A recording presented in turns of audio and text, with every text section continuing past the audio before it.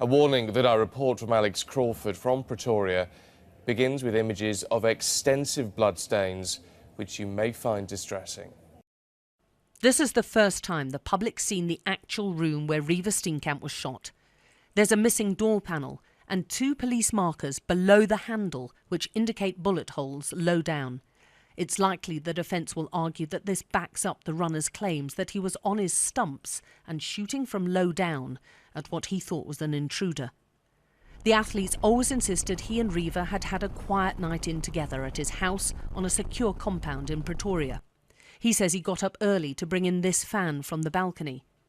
When back in the bedroom, he says he heard a noise, and in the dark he grabbed his gun, ran down the passageway leading to the bathroom without his prosthetic legs on. There he fired 4 shots into the toilet door, which was closed. The prosecution insist he had his legs on, and this showed premeditation. The couple had only been dating a few months when the Valentine's Day shooting happened, but the world's best-known paralympian insists he was deeply in love with his model girlfriend and her shooting was a horrible accident. The South African public's already been treated to endless coverage of the couple's relationship, including a picture taken by a neighbour just 4 days before the killing.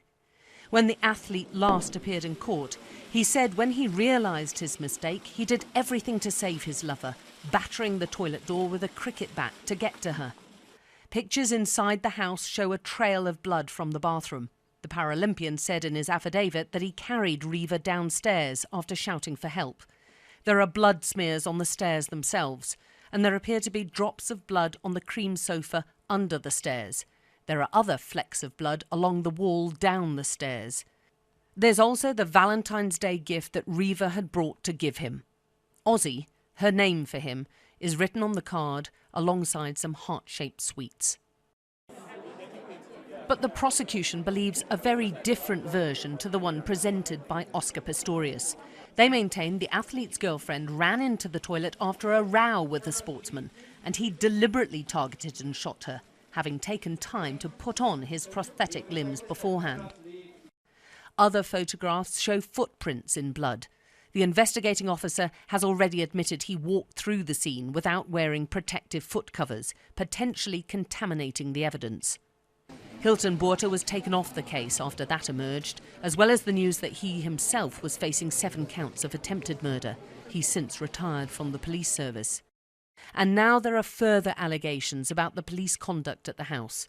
2 different sources have told us other officers are being investigated too after the disappearance of one of the athlete's watches from his house. The South African Police Service, when contacted by us, refused to comment. But the latest allegations will only add to the impression that the initial investigation into the killing of Reeva Steenkamp was not entirely above reproach. Alex Crawford, Sky News, Pretoria.